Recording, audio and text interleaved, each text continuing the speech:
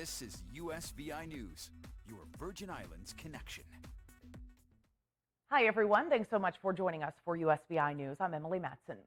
Police on St. Thomas are investigating the deadly shooting of a teenager. The shooting happened last Thursday night around 9:30 p.m. in Charlotte Amalie. Police responded to a shots fired call on 7th Street. They arrived to find two men with gunshot wounds. One victim was shot in the leg, and a 17-year-old was shot several times throughout his body. Both were rushed to the hospital. And on Sunday, 17-year-old Johnny Berry died from those multiple gunshot wounds at the hospital. The other victim remains in stable condition, according to police. VIPD's Criminal Investigation Bureau is looking into the case, and if you have any information, you're asked to call police or Crime Stoppers VI.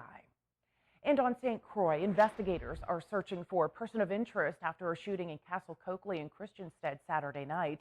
They have identified 22-year-old Venezuelan Geraldo Ojeda as a person of interest.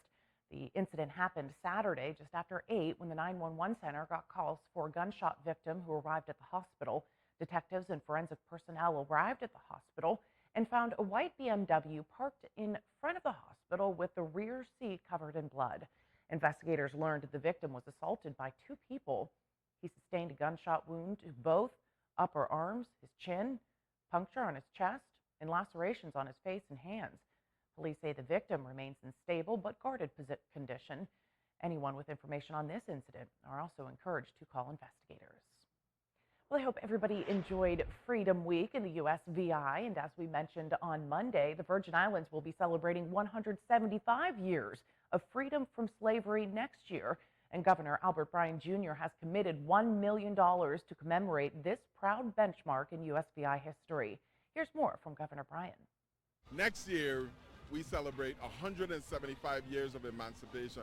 It's a part of distinct pride that I take as a Virgin Islander, being able to say that my ancestors marched and demanded their freedom. So we have a commemoration commission that was created by me, the governor. $1 million will be dedicated to naming streets, putting up bus, putting up real signs and plaques so people know not only what the street is named, but why the street is named and who it's named for. So we're looking forward to great celebrations here in St. John's, St. Croix, St. Thomas, just commemorating not only emancipation, but our vast, rich history and culture. A great initiative indeed, and the streets of St. John were alive again with colors, feathers, music, and of course dancing as the Carnival parade took over the island. Our USVI News crew was there and takes us on the road for some of the sights and sounds from the festival.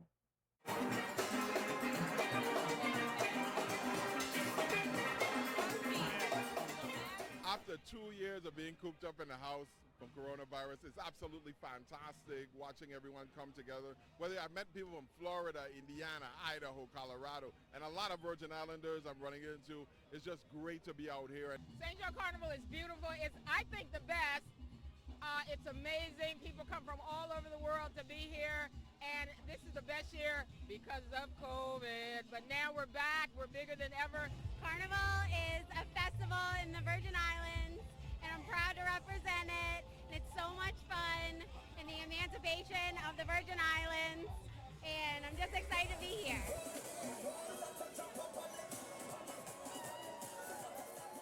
The community's back together.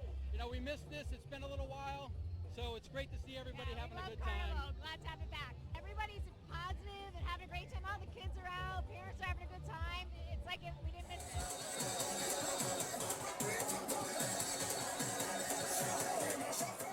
Carnival for me is a cultural experience.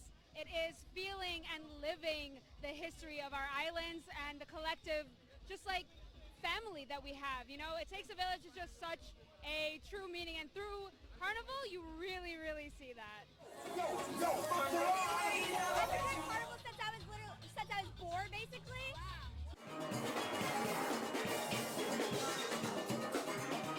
Come to St. John. Oh, wow. Looks like it was such a great time. And as we begin a new week, COVID-19 cases have decreased significantly territory-wide. According to the latest numbers available, health officials are currently tracking 163 active COVID cases throughout the territory, with 119 on St. Croix, 32 active cases on St. Thomas and 12 currently on St. John. Health leaders are expecting to see a bit of a spike in the coming days on St. John after a weekend full of festivities. An estimated 48 million people get sick from foodborne illnesses every year in the U.S. That's according to the CDC. It can range from mild to severe, so if you ever do cook out, experts are urging you to keep food safe. Mandy Gaither has more on how to do that. From fireworks to cookouts, it's time to celebrate the red, white, and blue. But some bad food choices could blow up your fun. It is something that could be quite serious, and it is fairly preventable. Meredith Carruthers with the USDA says there are 4 steps to food safety. The first is clean. Make sure your hands, utensils, and plates you bring to the grill aren't contaminated. The plate that you bring out your raw burgers to the grill on cannot be used to put your cooked burgers on. Keep those raw meats and poultry away from foods that are ready to eat, and make sure you cook to a safe internal temperature. That varies depending on the meat. A food thermometer can help with that. Putting it in the thickest part of your food, if you're cooking something like a burger or a sausage, going through the sides to make sure you're really getting into the middle. And chill. Make sure your food stay at a safe temperature and not out too long. We have what's called a 2-hour rule. So that's the amount of time that you can safely leave your foods out at room temperature or in that temperature range before they start to potentially become unsafe. If cooking outside in temperatures above 90 degrees, that time reduces to 1 hour before food is either unsafe or needs to go back into the refrigerator. For Health Minute, I'm Mandy Gaither. Good reminders indeed. Airlines are still dealing with massive and major staffing shortages after a busy 4th of July travel weekend. With several airlines canceling or even delaying flights, airlines offered up travel vouchers and gift cards for passengers willing to be bumped on oversold flights. On a flight from Michigan to Minnesota this week, passengers said Delta offered $10,000 for 8 people to give up their seats on the plane. They say it took about 20 minutes for enough people to decide to take them up on that offer. Delta, though, has not confirmed or denied that offer. President Joe Biden has announced 17 recipients are being awarded the Presidential Medal of Freedom this week. Gymnast Simone Biles, former Congresswoman Gabby Giffords, actor Denzel Washington, one of my favorites, and Gold Star father Khizr Khan will all receive the honor this week. Senator and former presidential candidate John McCain and Apple co-founder Steve Jobs will get the award as well.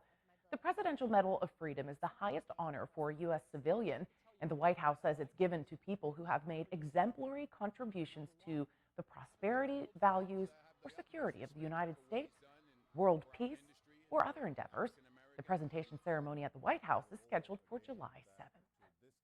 3 weeks after major flooding forced evacuations, more of Yellowstone National Park was open to the public. The North Loop reopened right in time for the holiday weekend.